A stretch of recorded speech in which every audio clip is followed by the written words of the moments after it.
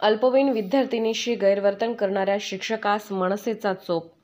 सांगलीतील एका नामांकित शिक्षण संस्थेमध्ये 6वीमध्ये शिकत असलेल्या अल्पवयीन विद्यार्थिनीसोबत एका विकृत शिक्षकाने अश्लील चाळे केले। तिने घाबरून तिच्यासोबत घडलेला हा प्रकार तिच्या मैत्रिणींना सांगितला। त्यावेळी अन्य विद्यार्थिनीसोबत देखील अशाच प्रकारे गैरवर्तन केल्याचे विद्यार्थिनींनी पालकांना सांगितले। या प्रकरणी पीडित पालकांनी मनसे जिल्हाध्यक्ष तानाजी सावंत यांची भेट घेऊन झालेल्या प्रकाराची माहिती दिली। त्यावर सर्व पालकांना घेऊन ते संबंधित शिक्षण संस्थेमध्ये पोहोचले व झालेल्या प्रकाराचा जाब विचारला। त्यावेळी पीडित पालकांचा व मनसे कार्यकर्त्यांचा राग अनावर झाला। त्यांनी त्या विकृत शिक्षकाला चांगला चोप दिला। याबाबत विचारले असता मनसे जिल्हाध्यक्ष तानाजी सावंत म्हणाले, झालेला प्रकार हा अतिशय निंदनीय आहे।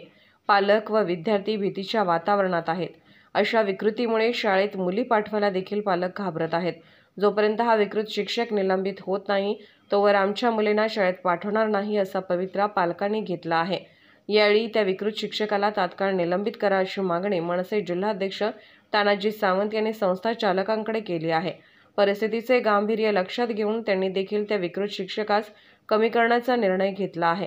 यावेळी महिला सेनेच्या सरोजा लोहगावे, जमीर संधी, दयानंद मलपे, विठ्ठल शिंगाडे, अमित पाटील, संजय खोत, प्रकाश माळी, अमर औरादे, अनिकेत कुंभार, रोहित जाधव व अन्य पालक कार्यकर्ते उपस्थित होते। आमच्या चॅनलला लाईक करा, सबस्क्राईब करा व बेल आयकॉनवर क्लिक करा।